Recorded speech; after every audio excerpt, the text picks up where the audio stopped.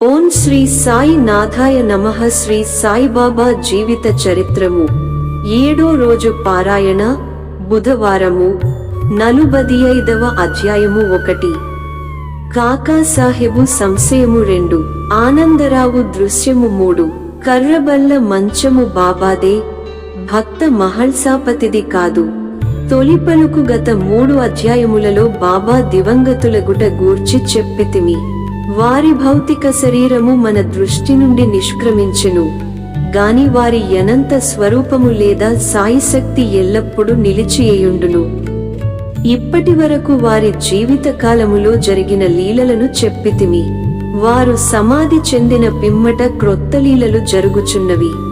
దీనిని బట్టి బాబా శాశ్వతముగా నున్నారనియు తమ భక్తులకు పూర్వము వలె తోడ్పడుచున్నారనియు తెలియుచున్నది. ఎవరైతే బాబా సమాధి చెందక ముందు వారిని చూచిరో వారు నిజముగా అదృష్టవంతులు. అట్టి వారిలో నెవరైన ప్రపంచ సుఖములందు వస్తువులందు మమకారము పోగొట్టుకొననిచో, వారి మనస్సులు భగవత్పరము కానిచో యది వారి దురదృష్టమని చెప్పవచ్చును. అప్పుడు కాదు, ఇప్పుడు కూడా కావలసినది బాబాయందు హృదయపూర్వకమైన భక్తి. మన బుద్ధి, ఇంద్రియములు, మనస్సు బాబా సేవలో నైక్యము కావలెను. కొన్నిటిని మాత్రమే సేవలో లయము చేసి తక్కిన వారిని వేరే సంచరించునట్లు చేసినచో ప్రయోజనము లేదు. పూజగాని ధ్యానము కాని చేయ పూనుకొనినచో దానిని మనఃపూర్వకముగను ఆత్మశుద్ధితోడను చేయవలెను. పతివ్రతకు తన భర్తయందుగల ప్రేమను భక్తుడు గురువునందు చూపవలసిన ప్రేమతో పోల్చెదరు. అయినప్పటికీ మొదటిది రెండవ దానితో పోల్చుటకే వీలులేదు. జీవిత పరమావధిని పొందుటకు తండ్రిగాని, తల్లిగాని, సోదరుడుగాని ఇంకా తదితర బంధువులెవ్వరుగాని తోడ్పడరు. ఆత్మసాక్షాత్కారమునకు దారిని మనమే వెదుగుకొని మనమే ప్రయాణము సాగించవలెను. నిత్యానిత్యములకు భేదమును తెలిసికొని ఇహలోక పరలోకములలోని విషయ సుఖములను త్యజించి మన బుద్ధిని, మనస్సును స్వాధీనమందుంచుకొని మోక్షమునకై కాంక్షించవలెను. ఇతరులపై నాధారపడుట కంటే మన స్వశక్తి అందే మనకు పూర్తి నమ్మకము ఉండవలెను. ఎప్పుడైతే నిత్యానిత్యములకు గల భేదమును పాటించెదమో ప్రపంచము అబద్ధమని తెలిసికొనెదము. దానివలన ప్రపంచ విషయములందు మోహము తగ్గి మనకు నిర్వ్యామోహము కలుగును. క్రమముగా గురువే పరబ్రహ్మస్వరూపమనియు కావున వారొక్కరే నిజమనియు గ్రహించెదము. ఇదియే అద్వైత భజనము లేదా పూజ. ఎప్పుడైతే మనము బ్రహ్మమును లేదా గురుని హృదయపూర్వకముగా ధ్యానించెదమో మనము కూడా వారిలో ఐక్యమై ఆత్మసాక్షాత్కారము పొందెదము. వేయేలా గురువు నామమును జపించుట వలనను వారి స్వరూపమునే మనమున నుంచుకొని ధ్యానించుట చేతను వారిని సర్వజంతు కోటియందు చూచుట కవకాశము కలుగును. మన కది శాశ్వతానందమును కలుగజేయును. ఈ దిగువ కథ దీనిని విశదీకరించును.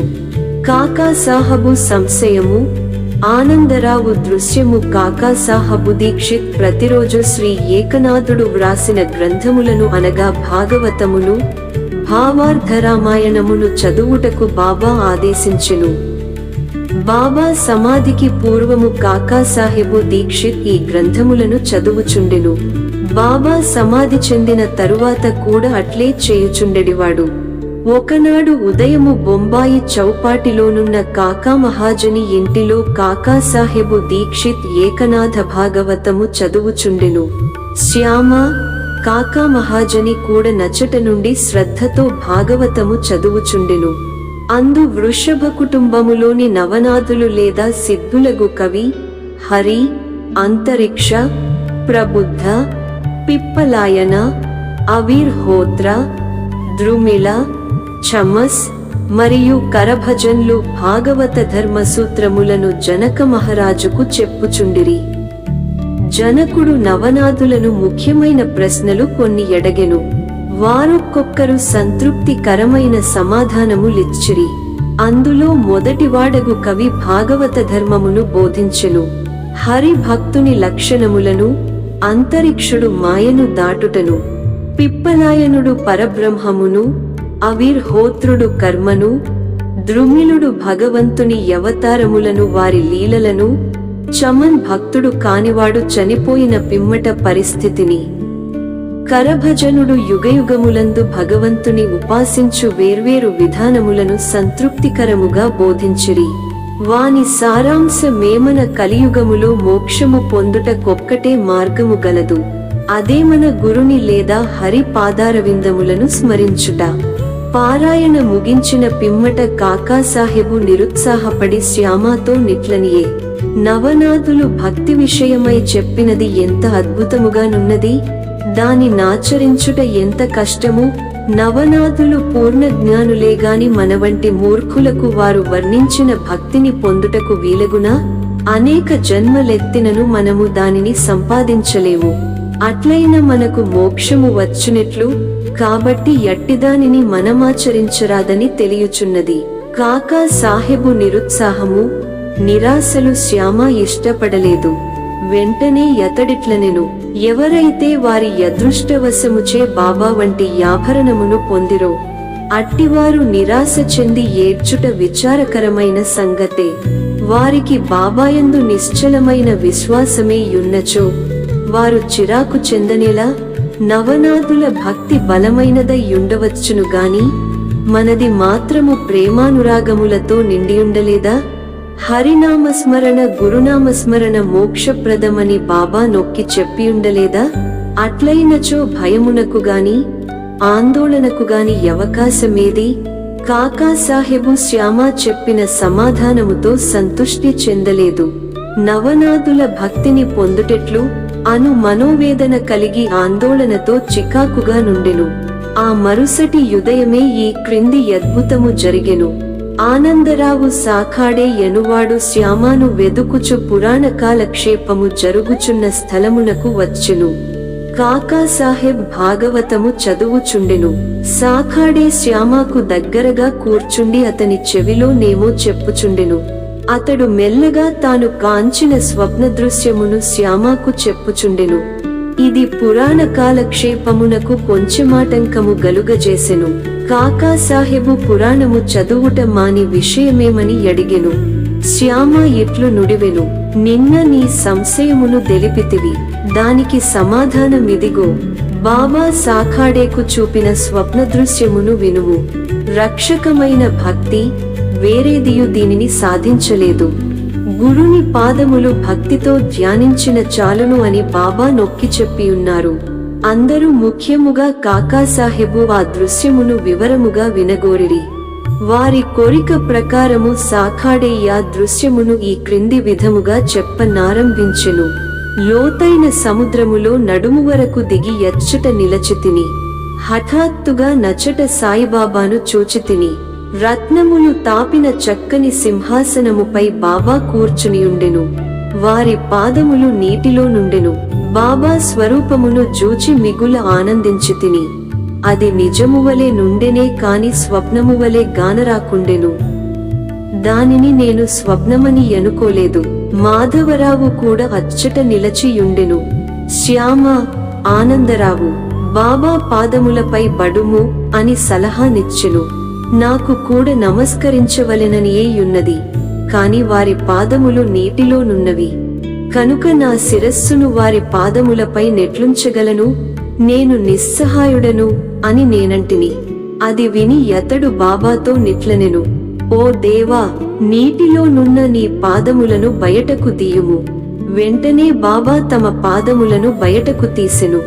క్షణమైన ఆలస్యము చేయక నేను వారి పాదములకు మ్రొక్కితిని. దీనిని జూచి బాబా నన్ను దీవించి ఇట్లనెను, ఇక పొమ్ము, నీవు క్షేమమును పొందెదవు. భయమునకు గాని ఆందోళనకు గాని కారణము లేదు. శ్యామాకు పట్టుపంచే ఒకటి దానము చేయుము, దానివల్ల మేలు పొందెదవు. బాబా యాజ్ఞానుసారము సాఖాడే పట్టుదోవతిని తెచ్చెను. మాధవరావు కివ్వవలసినదని కాకాసాహెబును వేడెను. శ్యామ యందుల కొప్పుకొనలేదు. ఏలన బాబా తనకు అడ్డి సలహానివ్వలేదు కనుక. కొంత వివాదము జరిగిన పిమ్మట కాకాసాహెబు చీట్లు వేసి తెలిసికొనుటకు సమ్మతించెను. సంశయ విషయములందు చీటివేసి సంశయమును దీర్చు కొనుట కాకాసాహెబు స్వభావము. పుచ్చుకొనుము, నిరాకరించుము అను 2 చీటీలు వ్రాసి బాబా పాదుకల వద్ద బెట్టిరి. ఒక బాలునితో అందులో నొకదానిని తీయించిరి. పుచ్చుకొనుము అను చీటీ ఎంచుటచే మాధవరావుకు దోవతి ఇచ్చిరి. కాకాసాహెబు సంశయము తీరెను. ఇతర యోగుల మాటలను కూడా గౌరవించవలసినదని ఈ కథ ప్రబోధించుచున్నది. కాని మన తల్లియగు గురువునందు పూర్ణమైన భక్తి విశ్వాసములుండవలెను. వారి బోధల ప్రకారము నడువవలెను. ఎందుకనగా మన కష్టసుఖములితరుల కంటే వారికే బాగా తెలిసియుండును. నీ హృదయ ఫలకమందు బాబా చెప్పిన ఈ దిగువ పలుకులను చెక్కుము. ఈ లోకములో ననేక మంది యోగులు గలరు, గాని మన గురు వసలైన తండ్రి. ఇతరులు అనేక సుబోధలు చేయవచ్చును, కాని మనము మన గురువు యొక్క పలుకులను మరువరాదు.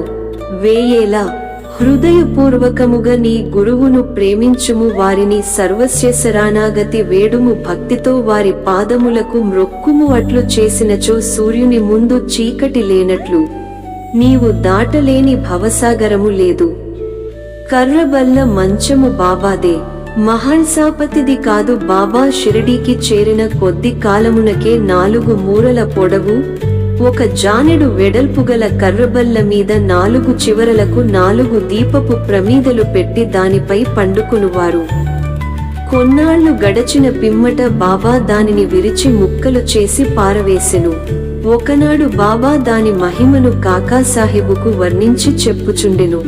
ఇది విని అతడు బాబా కిట్లనియే, మీ కింకను కర్రబల్లయందు మక్కువ యున్నచో నింకొక బల్ల మీ కొరకు మసీదులో వ్రేలాడవేసెదను. దానిపై మీరు సుఖముగా నిద్రించవచ్చును. అందుకు బాబా ఇట్లనెను, మహల్సాపతిని దిగువ విడిచి నేనొక్కడనే పైన పండుకొనుటకిష్టము లేదు. కాకాసాహెబు ఇట్లనెను, మహల్సాపతి కొరకింకొక బల్లను తయారు చేయించదను. బాబా, అతడెట్లు బల్లపై పరుండగలడు? బల్ల మీద అంత ఎత్తున పండుకొనుట సులభమైన పని కాదు. ఎవరు మిక్కిలి పుణ్యవంతులో వారే పండుకొనగలరు. ఎవరైతే కండ్లు తెరచి నిద్రించగలరో వారికే యది వీలగును. నేను నిద్రపోవునప్పుడు మహల్సాపతిని నా ప్రక్కన కూర్చుండి తన చేయి నా హృదయముపై నుంచుమనెదను. అచ్చటి నుంచి వచ్చు భగవన్నామస్మరణమును వినుమనెదను. నేను పండుకొనినచో నన్ను లేవగొట్టు మనెదను. దీనినే అతడు నెరవేర్చలేకున్నాడు. నిద్రతో కునుకుపాట్లు పడుచుండును. నా హృదయముపై వాని చేతి బరువును గమనించి, ఓ భక్త అని పిలచెదను. వెంటనే కండ్లు తెరచి కదలును. ఎవడైతే నేలపై చక్కగా నిద్రించలేడో, ఎవడు కదలకుండా యుండలేడో, ఎవడు నిద్రకు సేవకుడో, వాడు ఎత్తైన బల్ల మీద నెట్లు పండుకొనగలడు అనెను.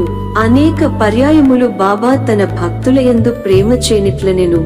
మంచిగాని చెడ్డగాని ఏది మనదో యది మన దగ్గరనున్నది, ఏది ఇతరులదో యది ఇతరుల వద్దనున్నది. ఓం నమో శ్రీ సాయినాథాయ నమః. శాంతి శాంతి శాంతి. 45వ అధ్యాయము సంపూర్ణము. సద్గురు శ్రీ సాయినాథార్పణమస్తు. శుభం భవతు.